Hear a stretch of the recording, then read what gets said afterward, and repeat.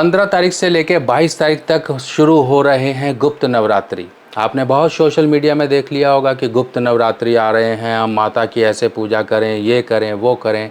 पर अपनी आँखों पे पट्टी मत बांध लीजिए। सबसे बड़ी भूल कर रहे हैं। सोच समझ हमारी है, सामने वाला तो कुछ भी बोलता रहेगा, पर अपनी अकल थोड़ी दौड़ाइए, वरना आपके कहीं ना कहीं जीवन में लेने के देने पड़ सकते हैं। जिन शक्तियों को संभालने की हमारी औकात नहीं है ना, जिन शक्तियों को संभालना, जिन शक्तियों को ध्याने के लिए एक प्रॉपर गुरु की ज़रूरत होती है, उनसे जुड़े हुए कोई भी उपाय भूल कर मत करें। आज मैं आपको बताता हूँ कि किस तरह से आप अपनी मुसीबत अपने गले टांग सकते हो। ज़रा सी एक भूल आपके लिए ऐसी भारी मुसीबत बनकर सामने आ सकती है जिससे पीछा छुड़ाना बहुत मुश्किल हो जाता है। बहुत से लोग मिट गए, बर्बाद हो गए। आप उस लोगों को थोड़ा सा उनकी जीवन गाथा को सुनिए, ताकि आपको भी समझ आए कि किन शक्तियों को हमें पूजना चाहिए, किन शक्तियों को पूजने के लिए प्रॉपर एक विधि और एक तरीका होता है।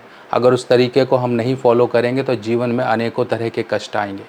तो सबसे पहली बात, 15 तारीख से लेके 22 तारीख तक ये गुप्त नवरात्रि यानी कि 10 महाविद्याओं का एक समय है, जिस समय में साधक या फिर उपासक जिन्होंने गुरु ध्याए हुए हैं, जो तंत्र साधना करते हैं, उनके लिए ये समय होता है। ये गुप्त नवरात्रि है। गुप्त का मतलब ही समझ लो, उजागर नहीं। जो लोग कहते हैं अच्छा ठीक है नवरात्रि आ गई, गुप्त नवरात्रि है, मैं तो जो है काली माता की पूजा करूँगा, मैं इनका करूँगा। हमारे अंदर इन शक्तियों को संभालने की औकात नहीं है। इस बात को समझ लीजिए। हम कौन हैं? हम गृहस्थ हैं, और गृहस्थों के लिए जो है सात्विक देवी देवता का ही पूजन करने की हमें लिमिट मिली हुई है।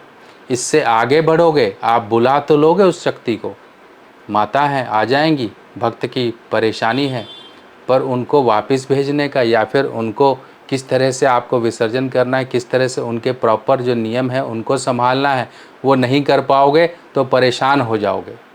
अब एक बात समझिए, गोस्वामी तुलसीदास जी के बारे में तो आपने सुना होगा। श्री राम भक्त हनुमान जी ने उनको प्रभु श्री राम से मिलाया था। जब वो नित्य क्रिया में जाते थे सुबह सुबह पूजन में, तो वो एक लोटे का जल जो है एक सूखे हुए वृक्ष पे चढ़ा देते थे, और वहीं पर ही प्रेत पिशाच वास करता था। अब वो खुश हो गया, कहता कि मुझे आज तक किसी ने एक बूंद जल नहीं पिलाई, पर आप मुझे तो रोज़ जल पिला कर जाते हो, मैं आपसे प्रसन्न हूँ, बताओ आपको क्या चाहिए। तो इसी प्रकार से अब प्रेत बुला तो लिया, प्रेत आ तो गया, जाने अनजाने में आ गया, पर अब उसको सेटल कैसे करें। वो प्रेत तो कहता है कि अब मैं वर्षों से यहाँ इस सूखे पेड़ में लटका हुआ हूँ, मेरा भलाई कर दो, आप प्रभु श्री राम के इतने बड़े भक्त हो, चलो मैं आपको तरीका बता देता हूँ कैसे मिलना है क्या नहीं, पर मेरी भी मुक्ति करा दो। तो ऐसे ही व्यक्ति अपने लिए कभी कभी जब उन परेशानियों से घबरा जाए, वो तो गोस्वामी तुलसीदास जी हैं, उनको तो पता है कैसे इन चीज़ों से निपटा जाएगा, पर हम तो नहीं है ना, वो हमारे अंदर तो उतनी ताकत नहीं है ना। हम तो घबरा जाएंगे, हम तो डिप्रेशन में चले जाएंगे, हम पागल हो जाएंगे, हमारा दिमाग फट जाएगा, फिर डॉक्टरों के पास भागेंगे, झाड़ फूक वालों के पास भागेंगे, इतने में ज़िंदगी ख़त्म हो जाएगी। सोचिए। इसी प्रकार से जब फिर उनको जो है पिशाच मोचन कुंड जो काशी में इतना विख्यात है, बिल्कुल वहाँ पर उनकी मुक्ति कराई गई उस पिशाच की। इसीलिए आज भी वो कुंड उन लोगों के लिए बहुत ही ज़्यादा एक तरह से दर्शनीय है। लोग जाते हैं, अपने ऊपर से सारी बलाएं हटवा देते हैं वहाँ पर जाकर। पिशाच मोचन कुंड काशी बनारस। अगर कोई ऐसी परेशानी है तो स्वयं जाइए, जाकर वहाँ क्रिया करवाइए, देखिए आपकी परेशानी दूर हो जाएगी। कुछ पिशाच ऐसे होते हैं, त्रिपिंडी श्राद्ध होता है वहाँ पर, राजसिक, तामसिक, सात्विक, तीनों तरह के जो भी प्रेत पिशाच होते हैं सब वहाँ मुक्त हो जाते हैं। पीपल पर ही वहाँ पर जगह, पीपल का पेड़ है वहीं पर ही जगह दे दी जाती है, भैया तुम यहीं रहो श्री हरि विष्णु जी के धाम पर, अब वहाँ से हिलना नहीं। इसी तरह की वहाँ पर इस सारी व्यवस्थाएं हैं। तो अब अगर आप करवाना चाहते तो करवा सकते हो, हमारे पास हैं, सारी टीम है वहाँ पर, आप परेशान मत होइए। अब आगे बढ़ते हैं। अब एक बात समझिए, माँ काली का रूप, लोग कहते हैं कि मेरे ऊपर काली माँ आ गई, मेरे ऊपर ये आ गया, मेरे ऊपर वो आ गया। भाई कुछ नहीं आता है, ऐसा कुछ नहीं होता है। जिसके ऊपर आ जाए ना उसकी तो कहते हैं कि हम लोगों में, समझ गए ना, हमारे में वो शक्ति नहीं है कि इतनी बड़ी शक्ति को हम अपने ऊपर झेल पाएँ। चिथड़े चिथड़े हो जाएंगे शरीर के। और आजकल सोशल मीडिया पर जो लोग बता रहे हैं ये कर लो, वो कर लो, आप अपने घर में इस तरह से कर लो, वो कर लो, देखो हमारे लिए नहीं है ये सब कुछ। अपनी बुद्धि का थोड़ा प्रयोग करना पड़ेगा हमको। लोगों के वो तो कुछ भी कहेंगे, और जो कह रहे हैं भाई ठीक है, आपको भी मेरा हाथ जोड़ के कर्मबद्ध ये निवेदन है कि इस तरह की बातें सोशल मीडिया पर मत फैलाएं। लोगों को पूजने के लिए लोगों की वैसे ही मुसीबतें बहुत है, और मुसीबतें ना बढ़ाएं उनकी। आपको पूजा करनी है तो जो प्रकट नवरात्रि आती हैं, चैत्र और शारदीय नवरात्रि, सिर्फ़ और सिर्फ आपको ये पूजा करनी है। अगर आपने कोई भी तंत्र सिद्धि नहीं की है, आप कोई भी तंत्र साधना नहीं करते हो, आप कोई भी गुरु नहीं ध्याए हुए हैं जो आपको बता सकें कैसे ये होती है, तो आप गुप्त नवरात्रि का पूजन बिल्कुल मत करें। पूजा करनी है, आपने भोग देना है। दुर्गा माता सभी की कुल देवी हैं, आंख बंद करके मान लो इस बात को। इसका मैं आपको बताता हूँ, क्योंकि देवियाँ बहुत सारी हैं, उनके नाम बहुत सारे हैं। किसी की कुल देवी ये हो जाती है, किसी की कुल देवी ये हो जाती है, पर हैं कौन? सभी एक ही शक्ति की विभाजन है। तरह तरह समय समय पर आई और अपना कार्य करके प्रकृति सृष्टि का संतुलन बनाकर और जो है हमारे समाज में ही आ गई। तो इसी प्रकार से माँ दुर्गा, जिसकी भी आपको लगता है कि मेरी कुल देवी कौन है, नहीं है पता, तो माँ दुर्गा को ही आप भोग देना शुरू कर दो। माताएं बहनें सबसे पहले सुबह सुबह जब रोटी बनाती हो, थोड़ा सा रोटी या चाय का छींटा अपनी गैस पर भी देते रहोगे ना, तो ये भोग आपका लगता रहेगा। सबसे बढ़िया तरीका है। नवरात्रि में भोग देना है या फिर वैसे ही भोग देना है तो सिंपल होता है, पान का पत्ता लो या फिर पूरी कचौरी कुछ बनाई है आपने कोई त्यौहार पे, तो उस पर बताशा रखो, 2 लौंग रखो, उसमें रखकर आप रख दो, भोग के रूप में चढ़ गया। फिर बाद में उसे आप शाम तक उठा लो, वही प्रसाद के रूप में आप ग्रहण कर सकते हो। नहीं तो आप पक्षियों को दे दो, गाय को दे दो, जैसे भी ऐसे मैनेज कर लो। सोशल मीडिया पर सबसे पहले ये गलती जो है ना बहुत देखने में आ रही है। अब ये कौन कर सकता है, कौन नहीं कर सकता, ये भी समझो।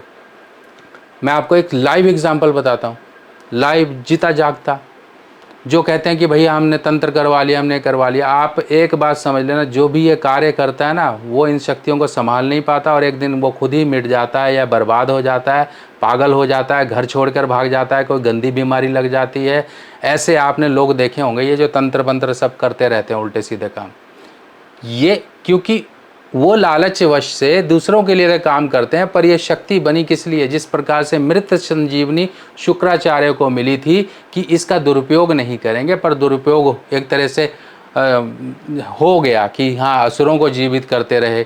पर महादेव ने जब शुक्राचार्य से पूछा तो कह रहे हैं मेरे लिए तो यह अनैतिक है ही नहीं। शुक्राचार्य ने बोला कि ये तो मेरे शिष्य हैं, मेरे जो हैं, मैं इनके लिए कुछ अधर्म कर ही नहीं रहा हूँ, मैं तो इनको जीवित कर रहा हूँ। ये भी अपने लिए लड़ रहे हैं, आप भी अपने लिए लड़ रहे हो। तो इस तरह से जब वो चीज़ अधर्म होनी शुरू हो जाती है, यानी कि प्रकृति का बैलेंस बिगड़ना शुरू हो जाता है, तब हम परेशान हो जाते हैं। आपको किसी भी तरह से किसी के लिए तंत्र, उच्चाटन, मारण, सम्मोहन, किसी भी तरह के काम करवाते हो ना, वो हमेशा परेशान रहता है और करने वाला भी परेशान रहता है, क्योंकि इन ऊर्जाओं को संभालना हर एक के बस में नहीं है। इस कलयुग में हर कोई परिपक्व नहीं है, हर कोई उन शक्तियों को संभाल नहीं सकता। इस बात का आप गांठ बांध के आप रख लो कि भाई नहीं हमें करना है। अगर आप करोगे तो आप खुद ही रिस्पॉन्सिबल हो। इनमें से एक शक्ति का जरा सा मात्र अंश भी हमारे जीवन पर, हमारे परिवार पर पड़ गया ना, तो संभालना मुश्किल हो जाता है। फिर लोग कहते हैं कि परेशानियां दूर ही नहीं हो रही हैं। कैसे दूर होंगी, मैं बताता हूँ आपको। एक लाइव एग्जाम्पल और एक और सुन लो। काल भैरव मंदिर उज्जैन, एक लड़का गया, शराब बहुत पीता था। सोचा कि माता पिता ने बोला कि भाई तू बहुत मतलब घर पे बहुत दुखी करता था, कहता चलो मैं घूम कर आ जाता हूँ। काल भैरव चला गया, वहाँ दारू नहीं मिल रही थी तो सोचा वहाँ मिलेगी प्रसाद के रूप में। अब वो चला गया वहाँ पर, किसी ने शराब अंदर चढ़ा कर जो है ढक्कन खोल कर उसका जो बाहर कूड़े की तरफ जो है कचरा वगैरह पड़ा था वहाँ पर रख दी। अब ये लड़का वहाँ पर गया, सोचा अंदर से तो आ ही गया हूँ, बाहर अच्छा ये बोतल मिल गई, उसने उठा के पी ली। अब जब पी ली, वो रखी किसके लिए थी? काल भैरव जो मंदिर है उसके इर्द गिर्द आसपास वो सभी नकारात्मक ऊर्जाएं भ्रमण करती हैं जो उनके अधीन हैं, काल भैरव के अधीन हैं। तो वो भोग रखा था किसी और के लिए और इसने पी लिया। अब जब पी लिया तो उसको भी साथ ही साथ अपने अंदर ले लिया, उस नेगेटिव एनर्जी को। बस उसी दिन से हो गया उसका बेड़ा गर्क, हो गया वो पागल उसी दिन से। अब सोचिए, जो शक्ति हम संभाल नहीं सकते, जो शक्तियां लोग अपनी वहाँ नेगेटिव ऊर्जा छोड़ कर आते हैं और हमने वही चीज़ ग्रहण कर ली, तो परेशानी होगी कि नहीं होगी? बालाजी जाते हैं लोग, फ़ोटो ले लेकर ऐसे आते हैं, फ़ोटो में भूत को लेकर आ जाओगे आप। अपने फ़ोन में घर में लेकर आ जाओगे। वो नेगेटिव ऊर्जाएं हैं, आप मत ये सब काम करिए। और कई जगह जाते हैं लोग अपने कपड़े छोड़ कर आ जाते हैं, नहाया धोया वहीं पर ही कपड़े छोड़ दिया, आप सबसे बड़ा पाप कमा रहे हो। सोशल मीडिया के ज़माने में ना अंधाधुंध अंधभक्त मत बनिए। जितने की हमारी औकात है हम उतने में रहेंगे तो खुश रहेंगे, वरना परेशानियां कभी पीछा नहीं छोड़ेंगी। तो इस समय में क्या करना है, माता रानी को आपने ध्याना है। कौन सी माता रानी को? आप दुर्गा स्वरूप को ध्याइए, कोई परेशानी नहीं होगी आपको। नॉर्मल जिस तरह से अपने घर में आप पूजा करते हो वही पूजाएं करोगे, कोई घट स्थापना ये सब कुछ नहीं करोगे। आप तांत्रिक नहीं हो, आपने तंत्र की सिद्धि नहीं ली है, आपके तांत्रिक कोई गुरु नहीं है। हम सात्विक पूजा करने वाले गृहस्थ लोग हैं। तो सोच समझ कर अपना डिसीजन लीजिए। बाकी जीवन में अगर कोई परेशानी आए आपके, तो उन परेशानियों का निवारण होता है। निवारण कैसे होता है? काल भैरव माता बगलामुखी की ताबीज़ सिद्ध भोजपत्र पर बनाकर हम तैयार करते हैं। इस समय में तैयार करते हैं, उनको प्रॉपर अभिमंत्रित और एनर्जाइज करवाकर फिर जो भी इसको धारण करता है उसके ऊपर वो सुरक्षा बनी रहती है। अपनी सुरक्षा बना के रखो ना। बच्चा है, बड़ा है, बूढ़ा है, बीमारी नहीं हट रही, कोर्ट कचहरी नहीं हट रहा, दुकान नहीं चल रही, गाड़ी बार बार एक्सीडेंट होता है, कुछ भी होता है, ताबीज़ पहनी। बाकी आप लोगों के लिए एक विशेष सूचना, श्रावण सावन के महीने में हम करने जा रहे हैं महारुद्राभिषेक काशी बनारस में, महादेव की नगरी में। अगर आप भी अपने नाम से ये बुकिंग करवाना चाहते हैं, इसकी फ़ीस मात्र रखी है 1100 रुपये, कोई ज़्यादा फीस भी नहीं। 1100 रुपये में आप अपने नाम से एक रुद्राभिषेक करवा सकते हो। आप चाहे तो एक दिन का करवा सकते हो, आप चाहे तो पूरा वीक यानी कि पूरे सप्ताह का करवा सकते हो, आप चाहे तो 4 दिन यानी कि सोमवार सोमवार सोमवार महीने के चारों सोमवार करवा सकते हो।